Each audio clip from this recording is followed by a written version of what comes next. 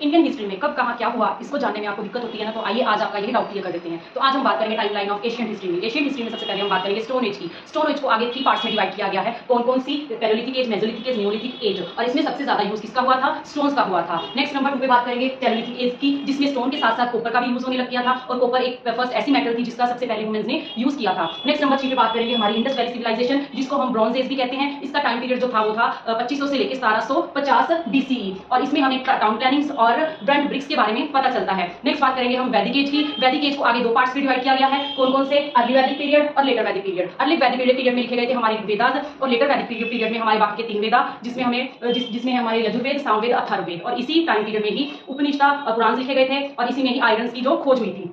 Next है हमारे महाजनपदा। महाजनपदा के टाइम जो हमारे 2 मेन रिलीजन थे, कौन था? जैनिज्म और बुद्धिज्म। ये 2 रिलीजन राइज होने लगे थे, और महाजनपदा में 16 महाजनपद जो हमारे सामने उभर के सामने आए थे, जिसमें से सबसे पावरफुल जो था वो था मगध। मगध में ही सबसे पहले जिस डायनेस्टी ने राज किया था उसका नाम था हरियंका, शिशुनाग और नंदा डायनेस्टी। देन उसके बाद मौर्यंस का राज आया था। मौर्यंस में सबसे पावरफुल रूलर था Ashoka. Then post Maurya period आया था। पोस्ट मौर्य पीरियड के बाद गुप्ता डायनेस्टी आई थी, और गुप्ता डायनेस्टी के बाद आया था पोस्ट गुप्ता पीरियड, जिसका पावरफुल रूलर था हर्षवर्धन।